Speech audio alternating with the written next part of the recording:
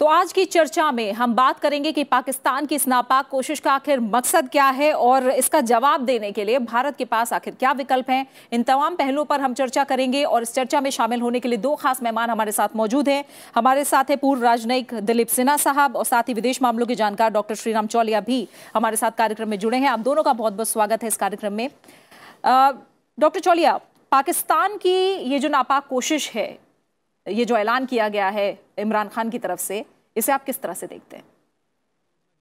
प्रीति, देखिए इसमें ये त्रिकोणीय मामला है, क्योंकि भारत और पाकिस्तान का विवाद तो है ही, और हम इस पूरे क्षेत्र पर हमारा हक बनता है, और हमारे पार्लियामेंट में लेजिस्लेशन भी है इस पर कि ये पूरा जो प्रांत है ये बिफोर पार्टीशन से पहले जो आवंटित जो जम्मू एंड कश्मीर का जो प्रांत था उसमें ये गिलगिट बाल्टिस्तान उसका हिस्सा है। तो लेकिन इसके साथ साथ चीन भी अब इसमें घुस आया है, और ये नया एक किरदार है ये पिछले कुछ दशकों में खासतौर पर, क्योंकि चीन को पाकिस्तान ने एक छोटा सा इसी नॉर्दर्न एरियाज पहले कहलाती थी, अब इसको गिलगिट बाल्टिस्तान कह रहे हैं, उसी का एक हिस्सा था जो शख्सगाम, और उसे इन्होंने काराकोरम हाईवे के तौर पे चीन को दे डाला है। और चीन अब अंदर गिलगिट बाल्टिस्तान के अंदर हाइड्रो इलेक्ट्रिक बहुत बड़ा प्रोजेक्ट बना रही है डियामर बाशा, और साथ साथ स्पेशल इकोनॉमिक जोन कर रही है। ये पूरा इनका जो प्रणाली है बहुत बड़ा बेल्ट एंड रोड कहते हैं, बेल्ट एंड रोड इनिशिएटिव, जिसका सबसे बड़ा ये एक चैप्टर है पाकिस्तान में इन्होंने खोला है, सीपेक नाम का, चाइना पाकिस्तान इकोनॉमिक कॉरिडोर। तो चीन चाह रहा है कि बलूचिस्तान में बेहिचक कोई भी उसका कोई बगैर किसी ऑब्स्टिकल्स के वो अपना जो इकोनॉमिक जो उसका मकसद है वो ये है कि पूरा जो अरेबिय सागर है वहां तक सीधा पश्चिमी चीन से लेकर गिलगिट बाल्टिस्तान से होते हुए गवादर पोर्ट तक वो अपने सामग्री ला सकता है, बेच सकता है।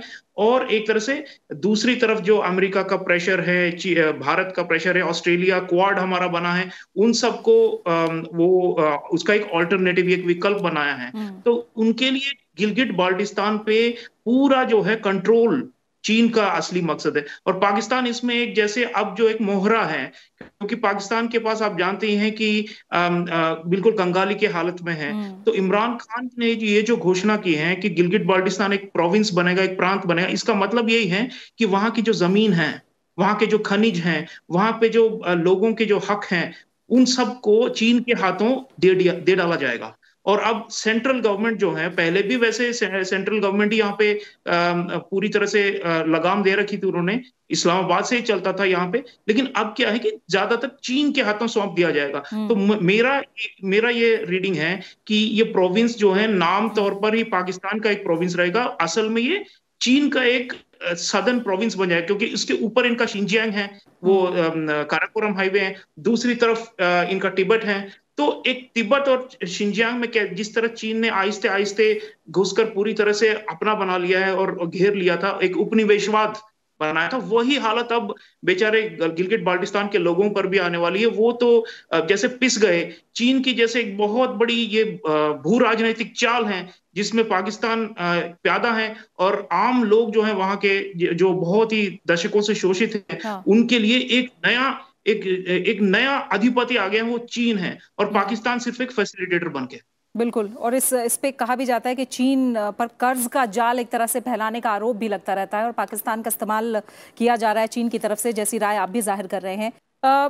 डॉक्टर चौलिया, बड़ी बात जो आज रक्षा मंत्री ने भी अभी इमरान खान के बयान के बाद, ऐलान के बाद बोली है कि जो मानवाधिकारों का उल्लंघन वहाँ लगातार उस इलाके में होता आया है, इस तरह के ऐलान के बाद आप उनको नहीं छुपा सकते जो यातनाएं वहाँ के लोगों को दी जाती हैं। हम जानते हैं तरह तरह के जो आंदोलन हैं वो भी भारत के पक्ष में रहे हैं और पाकिस्तान के खिलाफ रहे हैं। इस ऐलान के बाद आपको क्या लगता है, क्या रुख हो सकता है वहाँ लोगों का? और दूसरा, जो चुनाव कराने की बात कही जा रही थी वो कितनी आगे बढ़ती दिखाई देगी? क्या इन मंसूबों में पाकिस्तान कहीं आगे बढ़ता दिखाई आपको दे रहा है, या बहुत ऐसी अड़चनें हैं जो उसके सामने आने वाली हैं अभी वहां के लोगों के जरिए भी?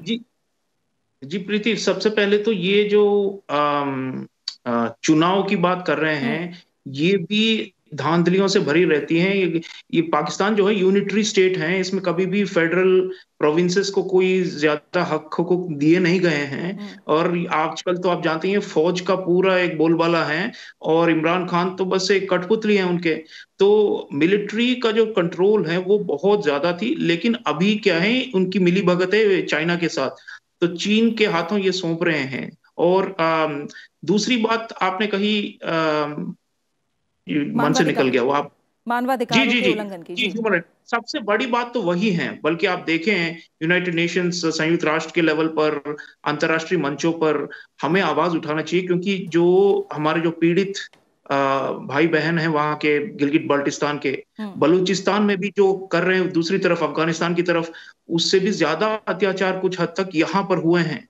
और आप देखिए, एक आंकड़ा मैं बताता हूँ, शिया जो समुदाय है पाकिस्तान में अल्पसंख्यक है।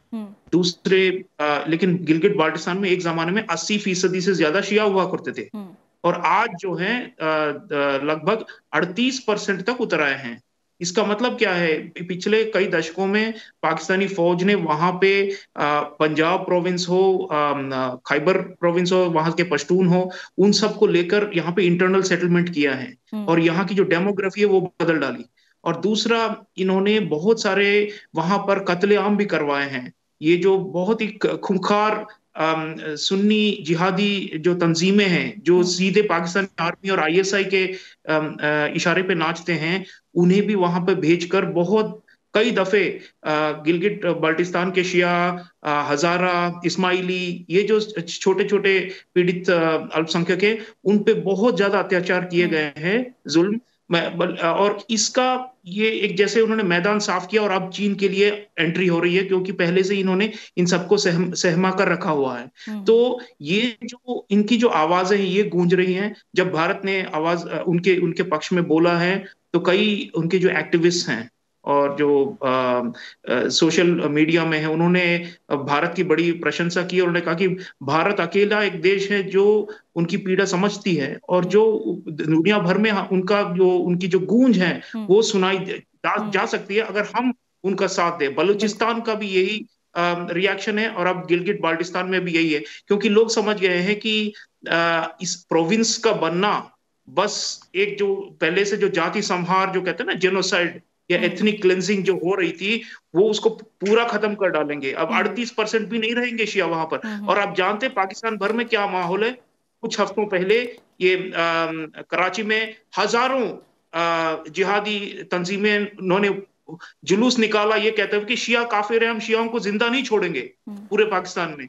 तो ये हालत है। तालिबान का जो माइंडसेट है, तालिबान ग्रुप्स भी जो फौज के साथ जुड़ी है, उन सब ने मिलकर गिलगिट बाल्टिस्तान में एक ये नरसंहार किया है, और ये आगे और भी ज्यादा बढ़ेगा, क्योंकि चीन अगर कहेगा कि इस इलाके में ये थ्रेट है, उस इलाके में ये थ्रेट है, लोग नहीं मान रहे हमारी प्रोजेक्ट्स और पाइपलाइंस की, तो उन्हें उड़ा देंगे। ये हालत है ब्रिटिश। तो इसलिए हमें जोरदार आवाज उठानी चाहिए। हमें एक दुनिया भर में कोलिशन बनानी चाहिए। जो डेमोक्रेसीज की बात हो रही है कि अभी हम सब मिलकर चीन का मुकाबला करेंगे, वो तो बड़ी बात है, लेकिन विकल्प हो सकते हैं, भारत की तरफ से क्या कदम उठाए जा सकते हैं, इस पर हम और डिटेल में बात करेंगे। डॉक्टर चोलिया, एक तरह से देखें तो जिस तरह से पंजाब प्रांत है, सिंध प्रांत है, उनके विकास पर जिस तरह ध्यान देता आया है पाकिस्तान सरकार, अगर अच्छी नीयत होती तो इस इलाके के विकास पर भी ध्यान दिया जाता, ना कि यहाँ मानवाधिकारों का हनन किया जाता। तो इसके जो मंसूबे हैं वो भी दिखाई देता है कि वहाँ विकास कोसों कोसों दूर है। जी हाँ, नीयत ही खराब है। सही, आपने बिल्कुल सही कहा, क्योंकि पाकिस्तान की जो लेजिटिमेसी है, जो औचित्य या जो भी आपके हैं, वो इतनी कमजोर है। पहले से ही आप जानते हैं कि इन्होंने कहा कि अच्छा भाई, जब पूरा जो दक्षिण एशिया है उसमें जितने मुसलमान हैं, हम सब के लिए, उन सब के लिए एक अलग एक राष्ट्र बनेगा, एक राज्य बनाया उन्होंने। तो ये जो ओरिजिनल जो इनकी जो प्लान थी वो ही फेल हुई। बांग्लादेश टूट कर निकल गया 1971 में। तो उसके बाद से इन्होंने ये साफ था कि सिर्फ इस्लाम एक बेसिस नहीं हो सकता है कि एक पूरे नेशन स्टेट को बनाया जाए। तो अभी आप जो बलूचिस्तान में उपद्रव देख रहे हैं, जो बगावत गिलगिट बाल्टिस्तान के हवाओं में है, जो इवन सिंध और खैबर में भी कई जगहों में खैबर में लोग समझते हैं कि वो पश्तून है और वो उन्हें अफगानिस्तान का हिस्सा होना चाहिए।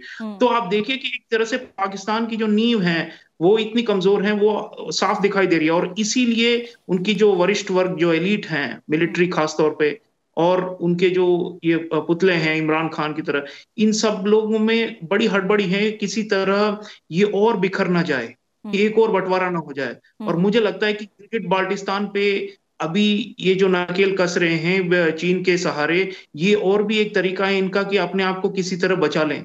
लेकिन आप जानते हैं कि कॉन्ट्रडिक्शन, जो अंतर विरोध हैं, वो बाहर निकल के आएंगे। जितनी ज्यादा ये लोग वहां पे जुल्म करेंगे, उतना ज्यादा लोग उठकर बोलेंगे। और इस पर मैं बोलना चाहूंगा प्रीति, हमें और क्या आगे करना चाहिए। हाँ, राजनाथ जी ने अच्छा बयान दिया आज, हाँ, लेकिन साथ साथ हमें इनकी जो रिप्रेजेंटेटिव्स हैं, सिविल सोसाइटी एक्टिविस्ट हैं, क्योंकि हम कह रहे हैं कि ये पूरा जम्मू एंड कश्मीर का हिस्सा है, ये अभिन्न अंग है भारत का।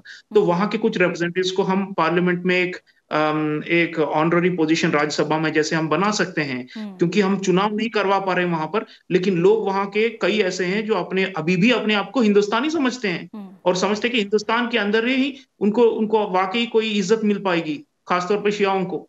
तो हमें उनके नाम कुछ लेकर, उनके साथ मशवरा कर उनके जो ओवरसीज, जो बाहर के जो एक्टिविस्ट है पश्चिमी देशों में, कुछ इनके रेफ्यूजीज हैं जो आवाज उठा रहे हैं ह्यूमन राइट्स ग्रुप के साथ, इन सबके साथ मिलकर एक रिप्रेजेंटेशन का जो एक सिंबॉलिक मूव है वो हमें करना चाहिए। कुछ सालों पहले जम्मू एंड कश्मीर असेंबली में भी ऐसे हमने सीटें रखी हुई है इन लोगों के लिए, जो कि वापस कभी ना कभी आएंगे भारत के अंदर। और इस दौरान साथ साथ हमें चीन से चौकन्ना रहना होगा प्रीति, क्योंकि चीन की मिलिट्री हमारे लद्दाख के बाईं तरफ भी आ गया। अभी तो ईस्टर्न लद्दाख में तो आप जानते ही एलएसी पे इन्होंने बहुत ही महीनों से नाक में दम कर रखा है। लेकिन बाईं तरफ जो गिलगिट बाल्टिस्तान लद्दाख के दूसरी तरफ पड़ती है, तो वहां से भी चीन जॉइंटली पाकिस्तान की जो छोटी फौज है, लेकिन पाकिस्तान के साथ मिलकर हम पर हमला या अधिक्रमण करने की कोशिश करेगा। तो स्ट्रेटेजिकली जो भू राजनीति के तरफ से देखा जाए तो हमें बहुत चौकन्ना रहना पड़ेगा। और अंदर गिलगिट बाल्टिस्तान के अंदर ही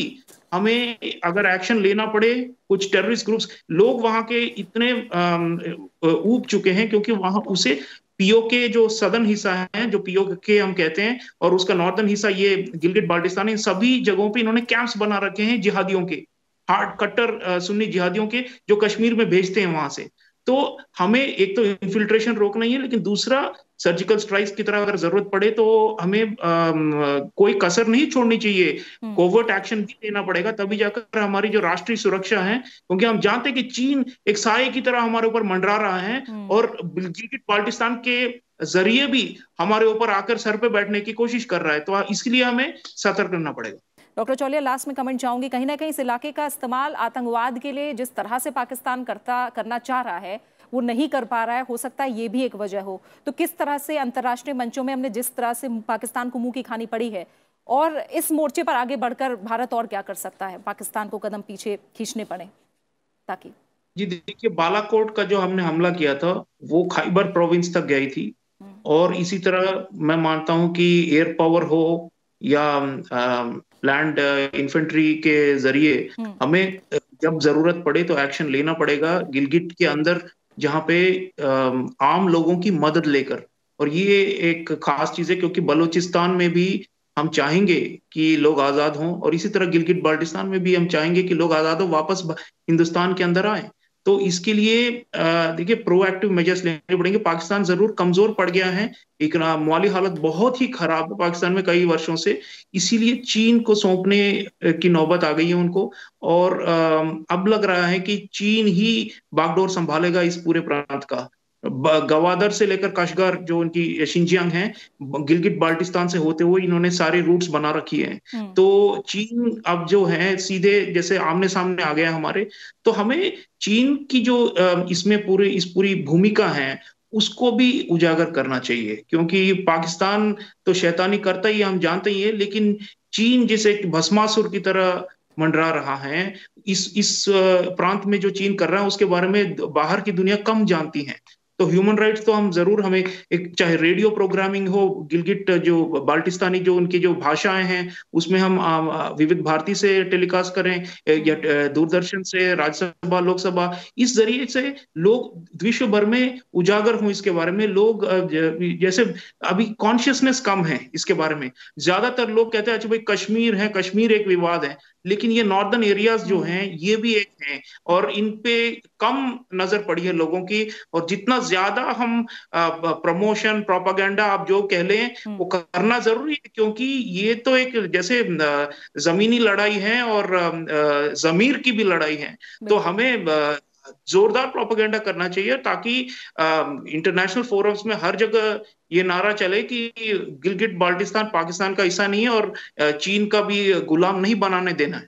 बिल्कुल। फिलहाल इसी के साथ डॉक्टर चौलिया आपका और सिन्हा साहब आपका दोनों का बहुत बहुत शुक्रिया।